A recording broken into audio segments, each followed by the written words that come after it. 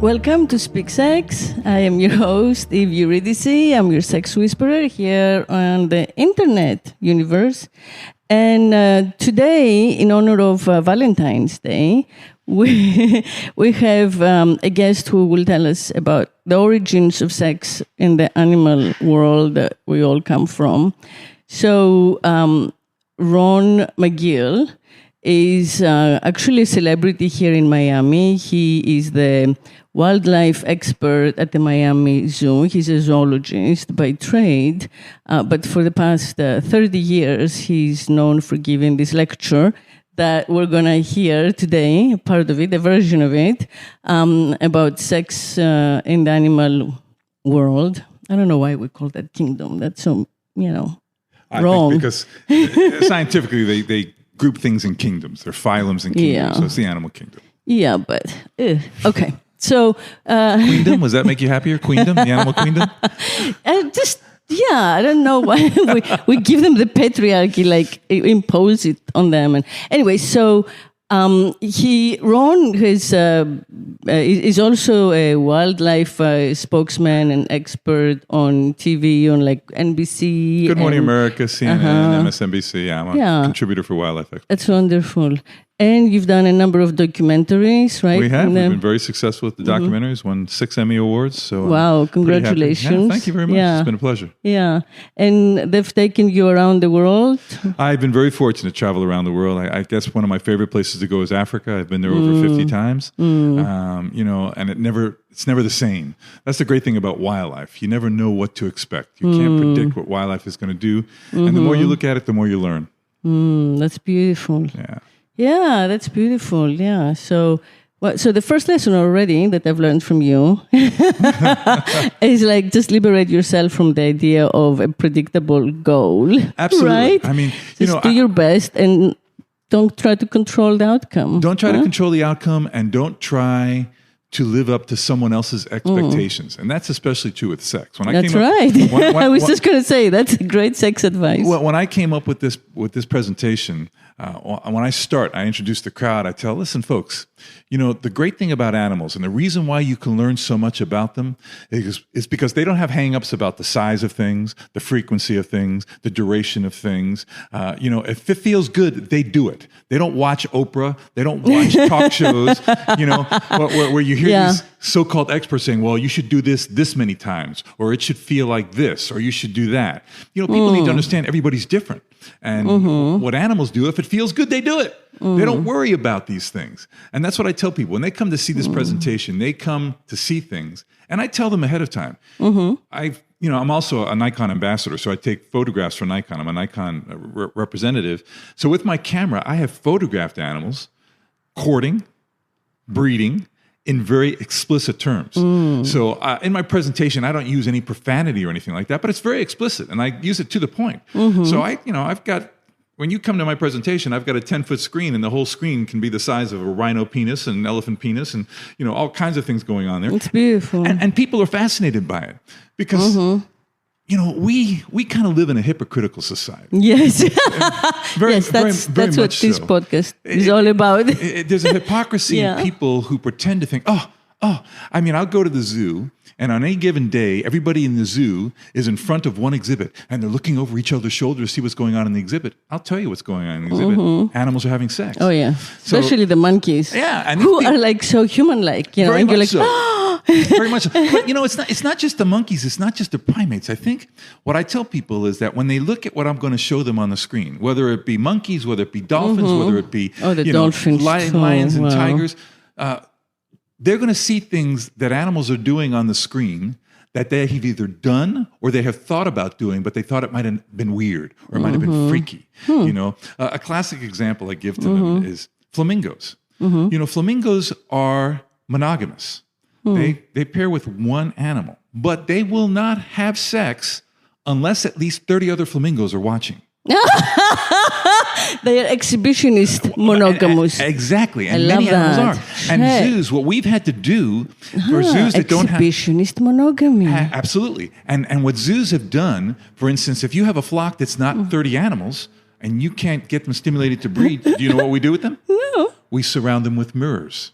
Wow. And the mirrors work. They see themselves in the mirror, and it stimulates the breeding and Wow. courtship. So, and I know some friends that like to use mirrors for a lot of things also. Yeah. So it tries to explain some of the things that we feel. I explain to people, when you have, anybody has a pet dog, goes out and walks your dog. That dog is urinating on every tree branch if you have a male dog because he's leaving his calling card. That's exactly what it is. Urine is the number one catalyst to sex in the animal kingdom. It carries the hormones, it carries the pheromones, everything's in there. If you have a female dog and she's going into heat, she starts spotting everywhere. She's leaving her calling card. We as humans, we have kind of dulled some of our original senses. We douse ourselves with colognes and perfumes and things, but there are pheromones that animals give off that we give off as human beings. I tell women this all the time.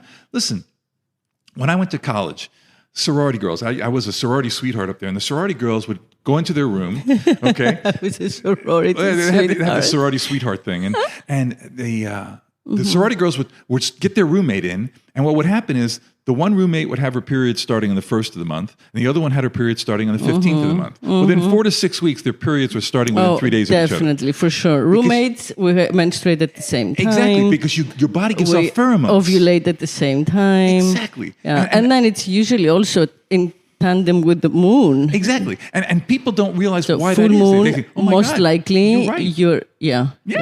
So these are all things, but this all goes back to wildlife, to animals. Yeah. Animals synchronize their cycles also. And there's a reason for that in wildlife, because when animals synchronize their cycles, it's because they all cycle at the same time. They get bred at the same time.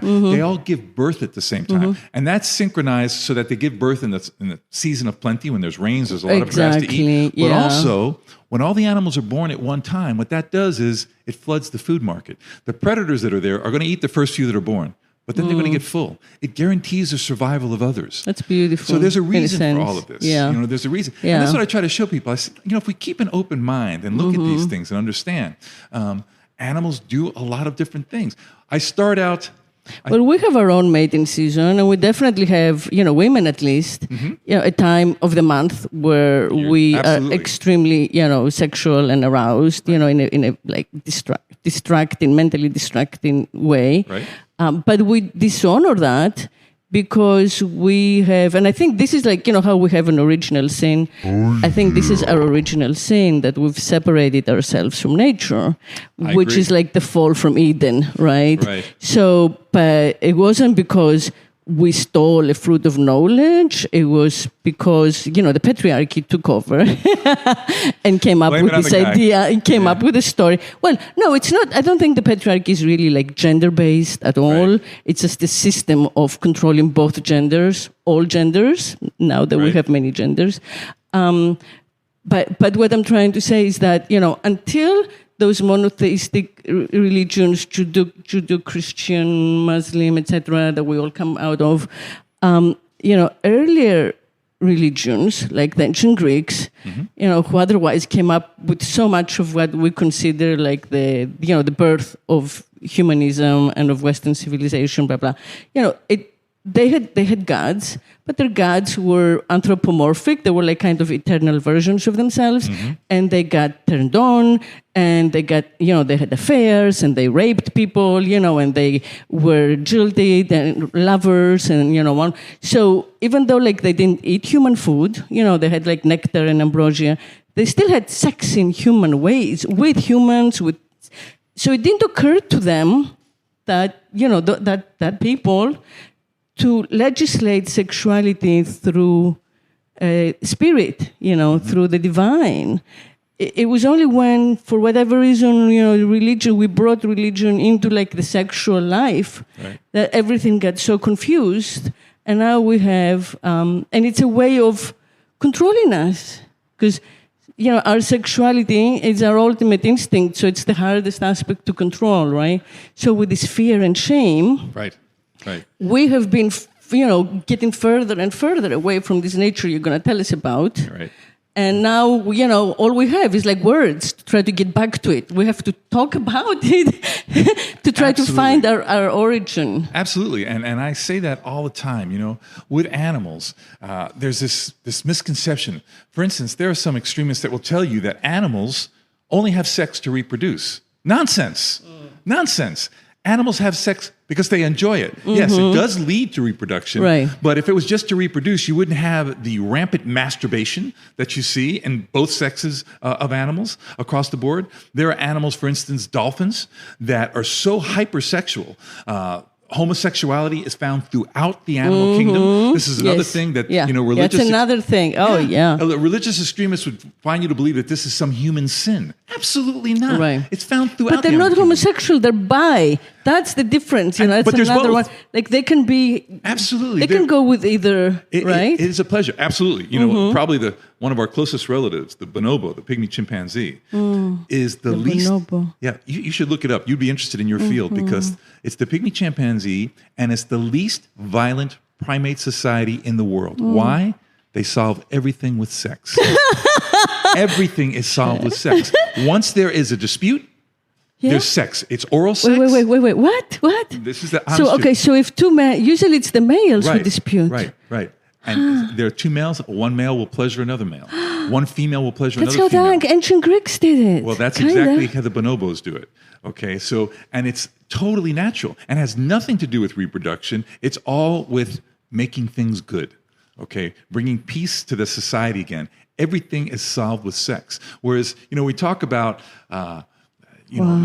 males would bring, in the human race, we bring a woman jewelry or we take her out to a fancy dinner. Well, a male or female will pleasure that female to make sure she's happy. It's so much better it is. than monetizing it. It is. Just, and animals do that. And these are so many societies of animals that you can see. So the bonobo is probably the most well-studied because it is the most sexual group of advanced vertebrates and it is the least violent. So what does that tell you? It comes from the 60s. It comes Make from love, the 60s. not war. I know. That is the definition of the bonobo society. I know. And that was such a great time, and it seemed to be going somewhere, and then, it was deflated. I really think the worst thing, a lot happened, but I really think that, one of the worst parts of it, I think, was the advent of AIDS. Because, I don't know, you're the scientist, but it seems like it did come from our trying to have sex with all kinds of species that were not our own. Well, but, from sexual repression, not being able to find like sex abundantly in your community, something like that. But then everyone got afraid that, sex would kill you. So it was just the beginning of our having free sex and birth control, so that didn't have that, fear of like conceiving every time. And it lasted so little. And then immediately, that kind of like panic spread everywhere and you had to pick sides, the gay community, like kind of, you were gay or you weren't, the straight community pulled up. And, it gave extremists there was a lot of false backlash. Ammunition. Okay, it became a fear tactic. It became a scare tactic for these extremists. And it's unfortunate because I tell people all the time, sex is the most natural process in our lives. Yes. It is also, especially at certain times in our lives, the single most powerful biological drive that we have. And there's nothing wrong with it. That's the thing that I have a big problem with is that you have people, like I said, you're embarrassed to be seen in an adult bookstore, yet, adult channels on the internet are the most highly viewed channels. So it just is a reflection on the hypocrisy of society that we try to be so puritanical to say, oh my God, you cannot talk about sex, you cannot talk about these things. And it inhibits people to the point they start having psychological problems over it, as opposed to understanding how beautiful and natural and fun. There's nothing wrong with saying sex is fun. And people don't get that. But if you watch animals, you would learn by watching them that, they're having fun. They're having fun. They're not hung up on all these predisposed things that they're supposed to be doing or expected to do. They do what feels good. They have great communication. Another misconception about animals is that you look at lions, for instance, that it's the lion. He's the king of the beasts, right? Anybody who's studied lions like I have will know that the lion's not the king of the beasts. When it comes to relationships, and it's very important people understand this, in most animals, when it comes to sex, the female is the one who makes the choice. Oh, yeah, absolutely. She is the one who chooses the male. Rape has only been documented in two advanced vertebrates, human beings and orangutans. Wow. That's the only place that rape has been documented. Wow. Otherwise, it's always the female who instigates the connection. She is the one who chooses the mate. The male is the one that has to prove that he's worthy of her, which is why you have courtship. You know, the peacocks, for instance. You see the peacock male? He's always out there doing his thing, trying to get the female's attention, okay? Because it's his responsibility to prove to her that he is worthy of her. She can choose him or not. But it's always the male. The lion's the same way. He has to fight off other males to prove to the female, I'm worthy. If he tries to breed the female and she's not receptive, she will swat him and he will go away. Yeah. He doesn't force himself on her. Yeah. Well, my pet theory, this is just me, but my pet theory of patriarchy is that it was created to exactly, like overturn that, that specific, way of choosing. It's a way to like protect, let's say, men from women's, procreative power, from the fact that they were the ones who could basically orgasm continuously with one mate after another. The man would ejaculate, fall asleep, and then she would, her screams would like bring some other, like erect and ready male who, if she chose him, she would, be able to like have another orgasm, and basically until she conceived again, like she wouldn't, have that exhaustion. Women get kind of like energized and fed, absolutely, by their orgasms, and they can, and also like ejaculating. The female ejaculate, which is so like demonized, and now it seems rare, and most women think, oh, I could never do that. It was actually, natural. So that was another example of like the equality of the sexes, which, has been shifted through social conditioning. So it really has. Kind of like accepting our animal nature, which is what I think you're talking about. Because I believe we're all animals at heart. We have instincts. There are natural instincts that have evolved over millions of years. And these are things that have come up through the animal kingdom right up to human beings. And like I said, when people come to this presentation that I do, they see a lot of themselves in these animals. When people, for instance, they get into, there are certain cultures that would say, well, a male would never perform oral sex in a female. I know friends of mine that go, oh my God, I would never do that. Many like macho cultures, exactly. And it's so unbelievable to me because the reality is, like I said, urine is the number one catalyst to sex because urine is the carrier of all the pheromones, the hormones that are sexually attractive to a man. So when a man is doing that, that's arousing. It's mutually beneficial because if he does it right, it's also arousing for the female. But why do you think dogs are always smelling each other in the rear end? Why are they always looking? They're getting that information. Okay, dogs don't have this. Oh, it's intel gathering. That's exactly what it is. It's intel gathering. That's what you're doing. You're getting information. Is she receptive? Is she cycling? Okay. There are animals, for instance, lions. When a lioness wants to be bred, she will go in front of the male, and I've got this all documented in photographs. Oh, wow. And she'll urinate right into his face. Like a little atomizer. That's so hot. He gets that, and he does a behavior called phlegming, where he opens his lip and he does this, and he looks because he's kind of wine tasting. There's an organ in the roof of the mouth that analyzes. He's wine tasting. I call it wine tasting. I do. I call it wine tasting because he's analyzing the urine to see if the wine is ready to drink. Wow. Okay, to see if it's aged properly, and she knows when she's urinating into his face, she knows that she's ready. And as soon as he gets that, boom, then she sits down, she raises her tail, and he mounts her. But again, she's instigated this. If he tries to mount her without her instinct, she will let him have it. And in the animal kingdom, no does mean no. Right. So what does she do when he tries? Well, when she wants to be bred and she's urinating in his face. No, fine. So she stays. She rates. She swells up. I know because I've seen my dog. The little vagina. Her little vagina gets all swollen, and she turns like you can see. She looks human. Her eyes have the same expression as like ours do when we are in sex space. When we're aroused. See, the goal is she gets like that Google eye thing, and then she kind of sticks her butt out. No one can miss, her swollen. It's a signal. And when she if she doesn't like the dog, she like yaps, and there's no way she turns into like a wild animal. But also some animals. And she's a Maltese for those who don't know who I'm talking about. A tiny Maltese. Also play hard to get. Some animals do play that little cat and mouse game a little bit, and you see it in human beings also. This is not going to be that easy for you. You need to work for it a little bit. But if the male all of a sudden gets put off and says, okay, so what is that? Why do they do that? Well, there's a couple of reasons. First of all, if you have a female dog and she starts spotting all over the place, the first male dog that comes to her, she's not going to let him breed her right away.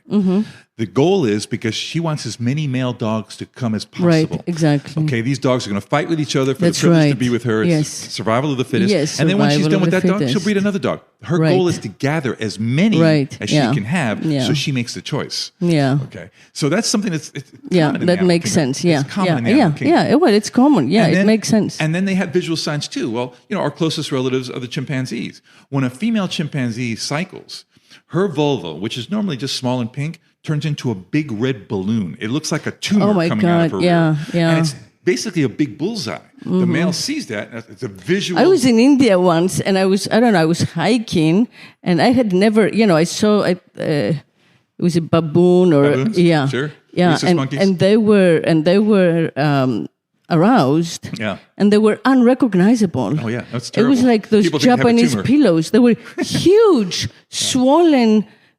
I think. It took me a couple of seconds to even begin to guess that these are genitals. Right. But I stopped. I had never seen anything like it. It was.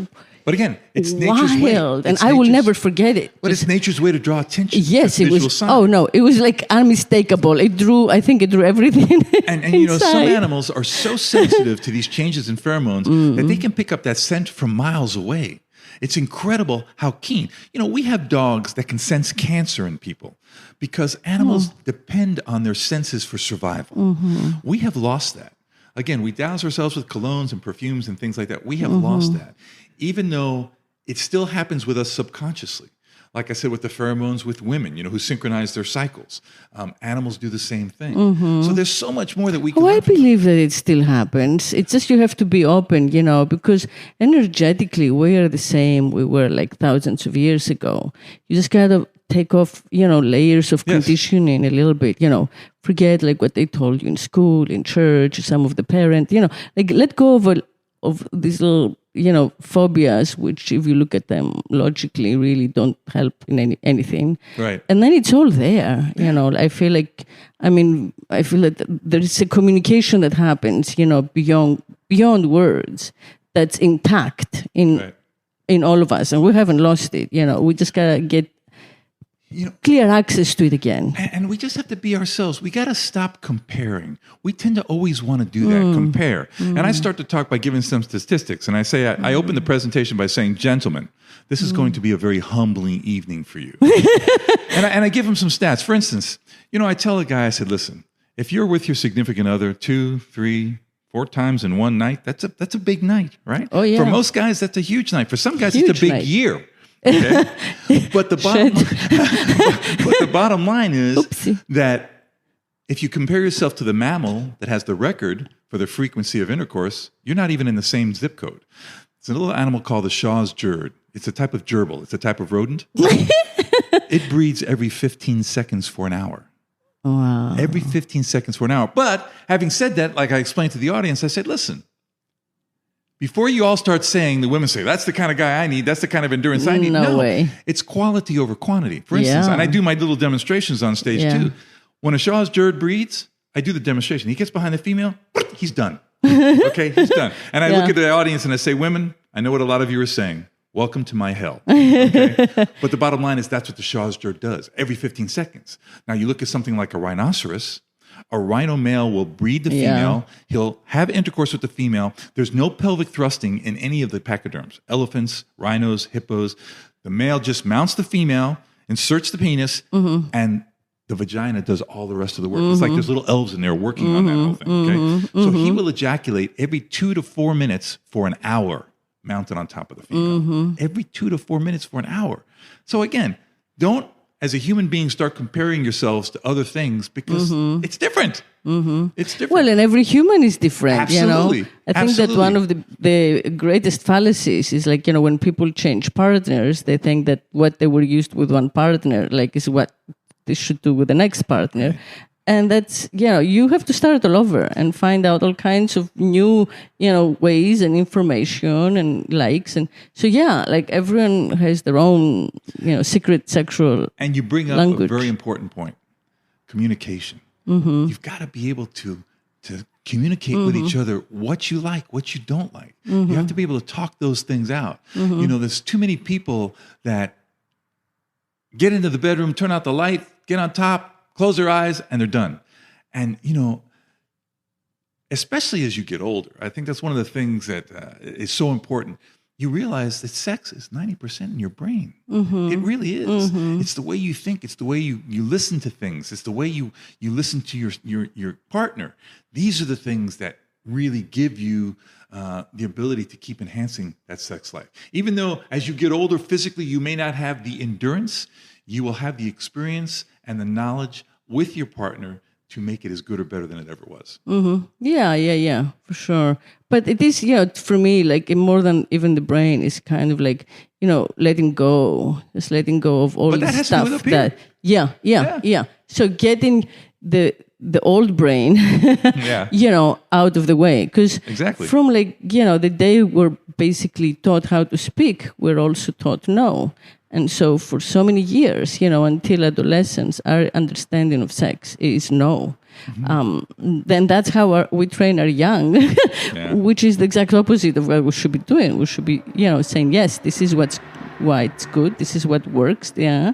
But, that fear of like the way that we, eroticize everything that has to do with like intimacy, nakedness, and then the way that we turn the erotic into, something shameful or, pornography, right. or something that is monetized, becomes the problem early on. Yeah. And that's what's beautiful about for the animals. I'm envious of them because they don't have time and money. Right. and we came up with those two ways of counting, in order to take power away from like the sexually successful and, give it to those who are, could like hoard more, right? And maybe count better, and then you end up with like a situation like the Weinstein trial right now, where a man like that was able to have, sex like thousands of times against the will of his mates, only because like he had accumulated those tropes. Right. Yeah. I mean, and that starts with with the idea that when you give your body as a woman in exchange for something, instead of you give your body because you want to, because you're receiving pleasure, and then also males are able to receive pleasure, which in our process of confusing everything and kind of like owning the woman and passing her along, we've all, men have been robbed of that, the ability to kind of like express emotion, receive, be in stillness, be in sexual stillness. But I think also, unfortunately, society lives on a pendulum, and the pendulum has gone to one side now, where I feel sorry for almost this younger generation because it's become so cynical that, I think a young man is hesitant to look at a beautiful woman and say, gosh, you're beautiful. They're hesitant now because they think, oh, is she going to take it the wrong way? Is she going to think I'm looking for something else? My father raised me up and said, listen, son, if you see a woman who is, generally speaking, very unattractive, but she has beautiful eyes, when you see her, say, you have beautiful eyes, okay? My father would always look at a beautiful woman and say, you are stunning. Oh my gosh, you're beautiful. And that's how I grew up. I mean, I always wanted to, but today I find myself not saying that to anybody anymore, because I'm always afraid that someone is going to say, what do you, don't dare talk to me like that. Don't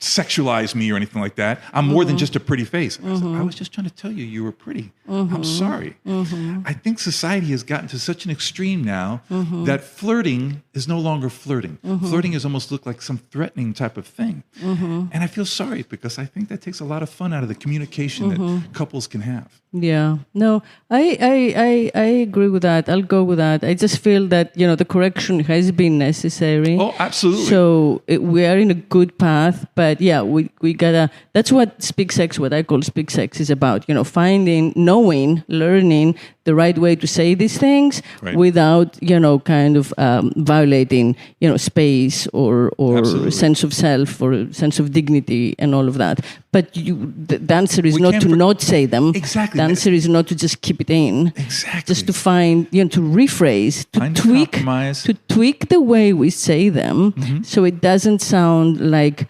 the male is the dominant, in charge, the taker, because that's how we were conditioned. We were socially conditioned to assume the man's there to take the female from like her family, right? The prince is taking her, saving her. Yeah. So part of like feminism's, task, social conditioning task, was to allow women to come into a place that was similar to the place that men had in society. In the process, I think, right, what went a little off balance is that a lot of the women have had no choice but to become fake men, to act as if let me ask you something. They're not women. Let me ask you something. And that is something that has to be corrected somehow, If I were taking you out to dinner, how would you feel if I opened the car door for you to sit in? How do you feel for me opening the car door for you to get in the car door? Yeah, that's a good question. How do you feel? Because, there are some women now that say, I can open my own car door. and when I'm not opening the car door because I don't think you can open the car door. I'm opening the car door because I'm trying to show you respect and show you that, I want you to feel like a lady should be treated. Not that you can't open your car door. And unfortunately, you have this extremism now, this correction that's overcorrected. It said, I can open my own car door. I wouldn't say that. I wouldn't say I can open my car door because obviously it goes without saying, like you can see I'm capable. Right. I can open a door. But I would like to be in some sort of like relationship or exchange where I am also opening doors. Right. That it's not like only one way.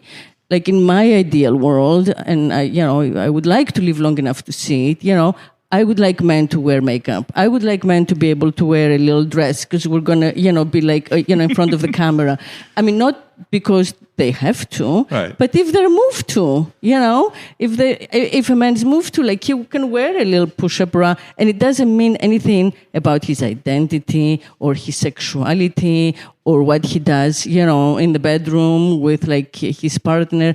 I think, all kinds of ways, that we separate genders should be, or eradicated and overcome. So yeah, not just like, okay, let's not do the cliche and that's all. No, kind of like bring us all, even like the gender, what is that called? The gender party or something, the gender reveal. Party, yeah. I mean, I think that's like the beginning of the trouble. Like why pick a different name according to gender? Why pick a different color according to gender? We like start separating us and putting us in these little, limited categories. And then we reach this point where everybody's defensive, The male is defensive because like, why is it not seen as a gesture of like respect and honoring that I'm opening the door? And woman is, upset because she's like, why does he think I'm so weak and incapable? Right. I just think it's overly defensive. Yeah. An overly defensive motive. Yeah. We like have like overthought and overcomplicated this entire, basic like, sexual wealth that we're born with, that you're telling us about. I have an example for you. Go ahead. I was, and then, I want to hear your stories, but I remember this as you were telling us about the monkeys, and I don't know what kind of monkey it was, not my field, but I was new in America. I left home when I was 15 and came to America on my own. So I left the little town of Heraklion, the capital of the island of Crete, and I came on my own to LA. And I stayed with this woman and went to high school there for like a semester. And so my first boyfriend, I went to his parents' house for Thanksgiving, that Thanksgiving. So I arrived like in August or September when I came. Thanksgiving, it was so soon after. And, I was raised in an extremely repressive, controlling, old world household, where everything I did or said, spoke to my father's honor, all of that. So nothing was allowed. There was still like corporal punishment. And then I go to this other planet, where like kids took me to see Rocky Horror Picture Show. So I literally thought I had landed on another planet. Yeah, nothing was the same. And I go to this dinner, and I think they must have been, like, looking back, hippies or something. So there were a lot of animals in the house. I had never, in Greece, people don't have even dogs in the house. There is no such thing. They're outdoors. The animals don't come in. Right. So not only now it's November, end of November. I was, familiar with like dogs indoors and loved it. And I've, always had one ever since, or two. But I had never seen anything like this household. They had like a big open living room, very high skylight ceiling, like a cathedral ceiling. And there were birds, parrots, lovebirds, different, not just one type, flying around free and speaking every so often, And then the dog, as I came in, there was like a big dog. I don't remember now the breed, but it was a big dog. Who immediately came and smelled my crotch. Normal. Normal, yeah. Very he hadn't been trained not to, or she. But I was like horrified. I thought, what will his parents think? The shame. They think that I'm unclean, that there is an odor coming out. Yeah. So I was so mortified. Okay. The dog, it took him or her a while, left my crotch. We sat down at the table. They had a pet monkey. Oh. And I have never seen, it's beyond imagination for how I felt at that dinner. The monkey sat on a high chair, and then, we ate, they ate, and there was a conversation, and I was on I was trying to fit in so badly, and the monkey started playing with himself. Yeah. Also not uncommon. Oh my God. And everything I had been taught in 15 years of my life on this planet was just, taken apart, destroyed and deconstructed, during that dinner. Yeah. I was like, no, none of these rules that I know exist. Well, I will tell you that you can go to the zoo on any given day. And and they never said anything to the monkey. Yeah. When I go to the zoo, I'll be at the zoo sometimes, and there'll be public in front of the chimpanzee exhibit. If a human woman is having her period and she's in front of the exhibit, the chimp knows. The chimp can smell, okay? And he will get all excited. And we have a place where you can walk right up to the glass to see the chimps and the gorillas. And if the woman comes up to the he will masturbate right in front of her, okay? And this is an ongoing thing because the animals are very sensitive to those senses, those changes in sense. It has nothing to do with the woman being dirty, it's all about pheromones. It's the pheromones that you have. And these are things that animals pick up. Like I said, a dog today can smell cancer in a person, okay? So animals, their first line of communication is through the genitals. It's dogs on males on males, females on females. The genitals reveal the availability of someone, the sexual state of someone. Wow. So that's why they instinctively do that. On the same note, when a male chimp gets in a fight with another male chimp, the first thing he tries to do is bite the testicles off of the male. Okay? Because they know that is the reproductive manner to pass those genes on, and he wants to eliminate that competition of having those genes. When you hear women or people that have been attacked by chimpanzees, that's what they do. They bite the genitals. It's an instinctive thing that they do because they understand that is the future generation, and they can eliminate that, and that eliminates the threat. So there's so many instincts that animals have. Going back on another subject, we were talking about the roles, the patriarchal roles. The smartest social groups of animals in the world are elephants. And elephants are matriarchal. the females run the entire herd. Males, once they become sexually mature, they go off on their own. They're solitary. They come in to breed, but then are chased out. And an elephant... They're chased out? They're chased out. Yeah, the males, they're only the young So the females offspring. raise the young then? All the females. It's the mothers, the sisters, the aunts. It is one of the most incredible societies and the best parents. When you hear that term, it takes a village to raise a child, that is modeled after elephant society. Some of the smartest, most cohesive social groups are matriarchal. And I've always tell people, and I'm not saying this to be patronizing, I consider women the stronger sex, in many ways the smarter sex, and they're certainly the most patient and reasonable sex. You don't want to paint with a broad brush because everybody has their own personalities. But generally speaking, look at elephant society. It is run by the females. And that should tell people a lot. And I tell guys all the time, listen, in my own relationship, I know that my wife may many times try to make it seem like I run the household, but I know that she runs the household. She runs the household. I go to work, I come home, I'm happy and lucky to be with her, but she runs the household. And I think the more men that understand that, the happier they're going to be. Well, I think that one of the I don't like the word difference, but definitely one of the characteristics of, female or womanhood or, woman gender in any way is that sense of survival, that no matter what, I have to survive. I have to survive for my young that I have or will have, and I think it's much more pronounced that we will, take whatever it is because we must survive. I agree wholeheartedly. I told you I've traveled to Africa many times. The backbone of the continent of Africa rests in its women. Anyone who goes there will see the women are the ones that are working. They'll be working in the fields with a baby on their back. They're doing it. And many times you go to the villages and the men are just circled in the village drinking and talking. That's how my culture is. I mean, it's amazing. Like 100%. It's the men are at the coffee shops, drinking coffee, playing backgammon, talking politics, non-stop. Listen, here at home, my wife, she is the definition of multitasking.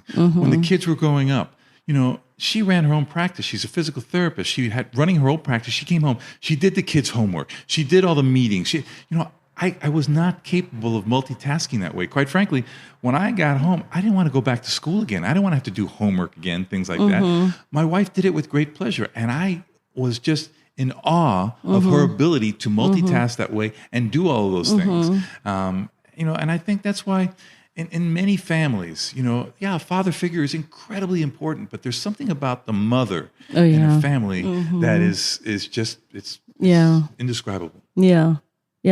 And the kind of support women as well. Absolutely. Definitely. I agree.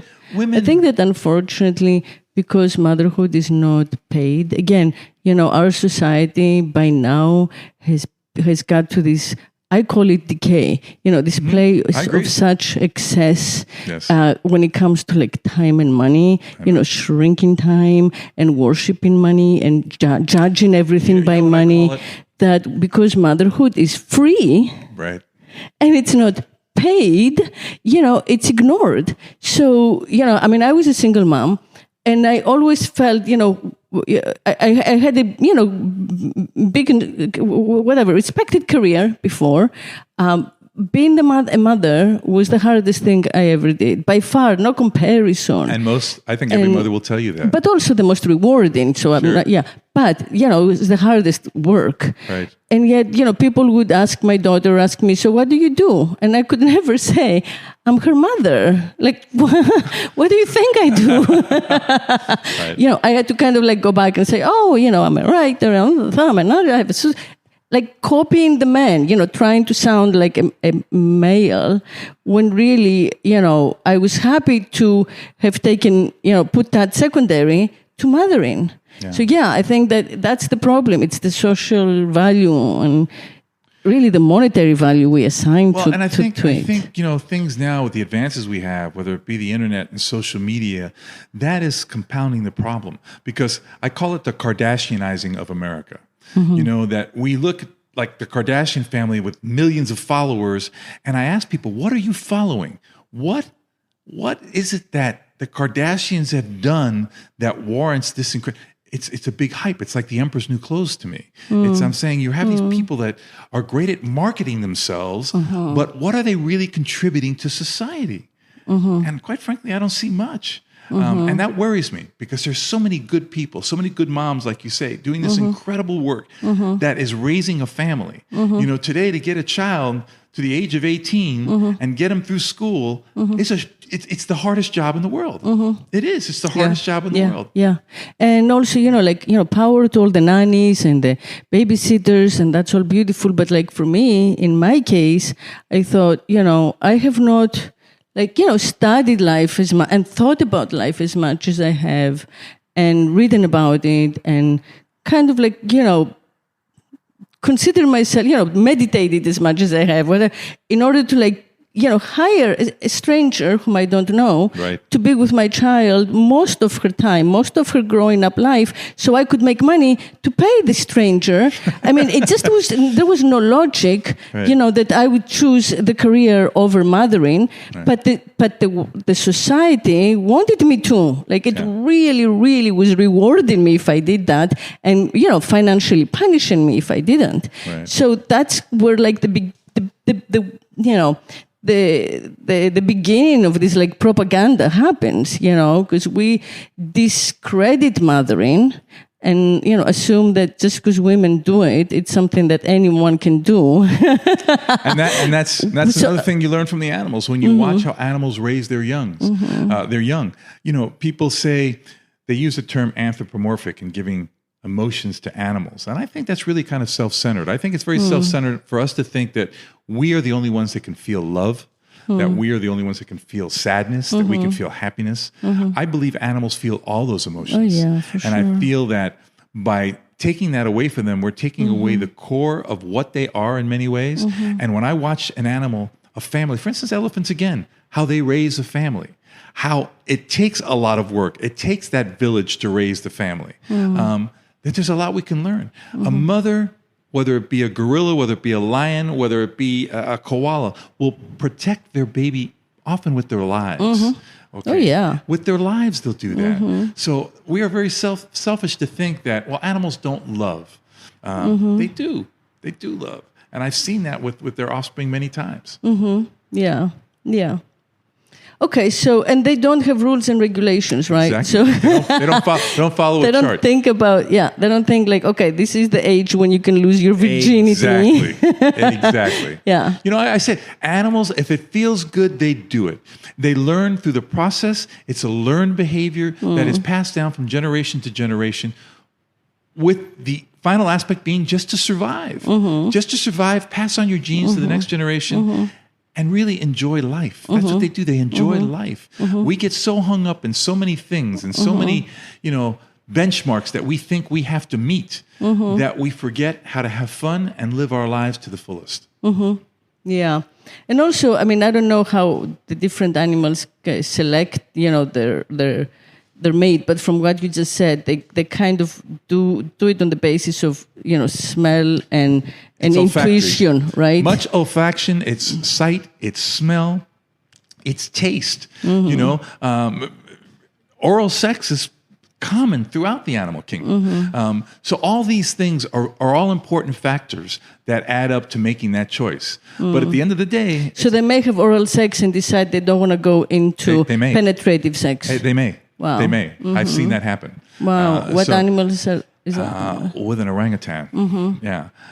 So I've seen that happen. So again, it's all a choice. It's going step by step. When I was a kid, when I was in high school, you go out on a date, and we always use the analogy of a baseball game. You go to first base first, and you hopefully get to second base, and then to third base. But if you went from first base to third base without stopping at second base, the girl would hit you and go, you're such an animal. What kind of barn were you raised in? And and that's a misconception. My point is, if you courted your partner as well as animals court their partners, you would have a much more successful romantic life because animals go through a series of steps. It's not a wham, bam, thank you, ma'am thing that many people think it is.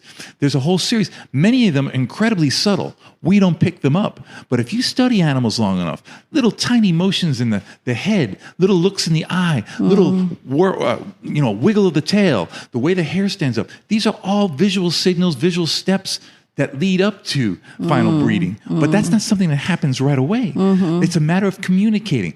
Animals communicate differently than you and I do. For instance, gorillas. Well, they don't have language. Well, but they do have language. To their advantage, They don't I have think. the language that we Exactly, have. they don't have But this, they do have a language. Yeah. And the language is in their body motion, their body movement, with the sense that they leave behind, the way they look at each other. A gorilla, if I'm a gorilla and I'm looking at you and you're a gorilla and I look at you in the eye like this, that's a threat. That's a threat. And if you smile as a gorilla or a chimpanzee or most other primates, that's a threat. So we immediately interpret that as, oh, look, he's smiling, he's happy. No, that's anxiety. That's not the way it is.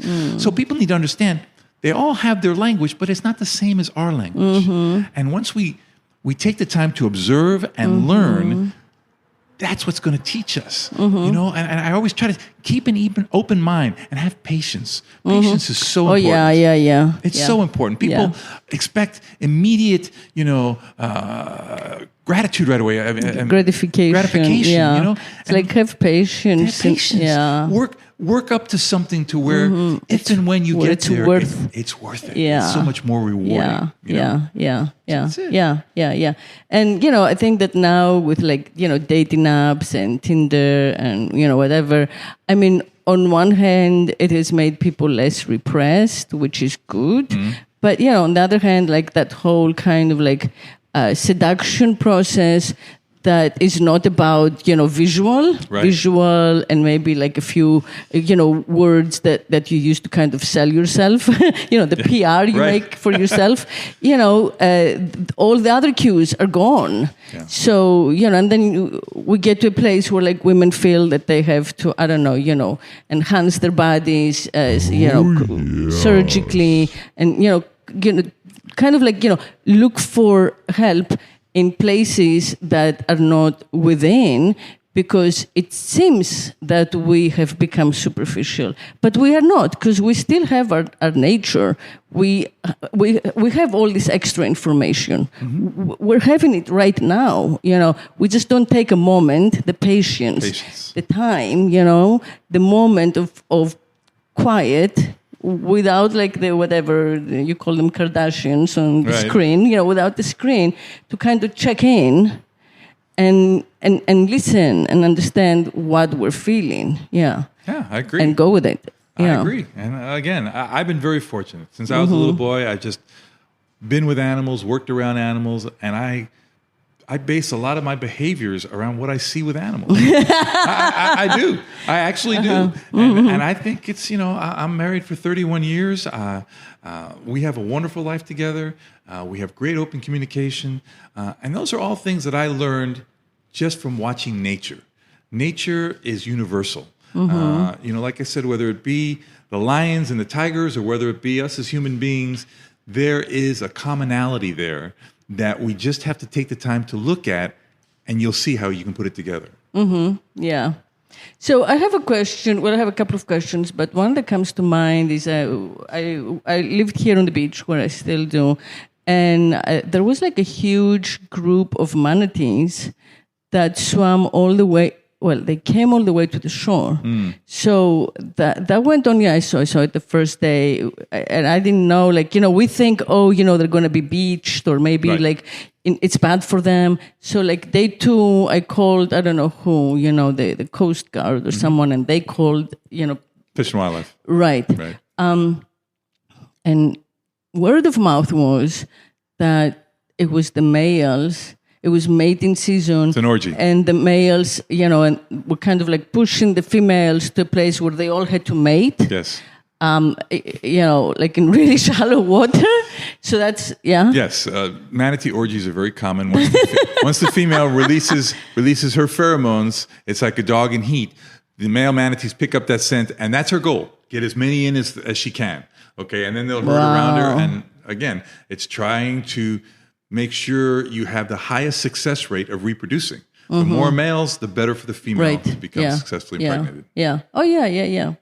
And okay, another question. Is it true that when dogs are actually in intercourse, they cannot be separated? Yes. Well, what happens is the penis of a dog, once it's inserted into the vagina, the head blows up like a balloon. So it's locked in there. There's no way the penis can be withdrawn until that erection subsides and that balloon becomes small enough to come out. Literally, it's locked in there. So people who do things like I throw hot water or cold water on the dog, that's an absolutely cruel thing to do. That is something that is normal, and it's the female's way of locking the penis in there so all the semen gets in to help ensure that she's impregnated. Yeah. But when a dog first breeds, people look at the penis of a dog and they think it looks like just a little pink sausage. Well, once it's inserted into the female, the head swells up like a ball and locks it in. And he cannot pull out until that erection subsides. Yeah, I've been in traffic, not in America, but it's like in traffic that all the cars on both sides have stopped because we're waiting for these two dogs to be done. That's in the old countries where the dogs, no, but that's the way dogs reproduce. Yeah, that's the way they reproduce. And a lot of times, the erection won't go down, and the dog will actually get off the female's back, and they're facing opposite directions, and they're hooked up on the back like that. But it's not by his choices. That's not going to happen until that erection subsides. That's the only way they can unlock. So what's the Valentine's Day message from the animal part of us, from our animal brothers and sisters? The Valentine's Day message is that what happens between you and your partner is between you and your partner. Do not look at what other people think, what other people say. Keep an open mind. If it feels good to both of you, do it. Don't get hung up about things that you think you're supposed to do. Don't get hung up about how big something is, how frequently something happens, the number of times something happens. What's happy for two people can be totally different for two other people, or three other people, or four other people, whatever your game is, okay? Do not worry about people who are not in your relationship think. It's the people that are in your relationship that are important. That's the most important thing. Be yourself. Explore. Keep an open mind. Sex is the most natural process on the face of the earth. Short of being born and dying, it's sex. And people need to understand that. And the more you take away those misconceptions, those stereotypes, those stigmas, the more you're going to enjoy it. Yeah, that's beautiful. And instead of porn, watch some animal sex documentaries, maybe? Sure. You can watch all kinds of stuff. I mean, everybody has a different game. Everybody has a different game. Learn something different. Valentine's Day, come out to the zoo and see me do this talk. You'll learn things that you never thought you would want to learn. I'll be very happy to do this. When are you doing the talk? I'm doing it on Friday? At Zoo Miami on Friday. Yes. What time? 7 o'clock. Okay. 7 p.m. That's great. They can go to zoomiami.org. You can get tickets there. And I think you'll learn a lot. It's an adults-only thing. It includes wine and cheese, and I hope people drink a lot of wine before I start talking because they tend to like it a lot more. Okay, great. Well, thank you for coming. It was my pleasure. Thank you for it's a pleasure all meeting this you. wisdom. It's beautiful. Thank I you. hope we'll do it again next year. Look forward to it. And thank you, everyone, for listening and trusting us. And until next Friday, speak sex.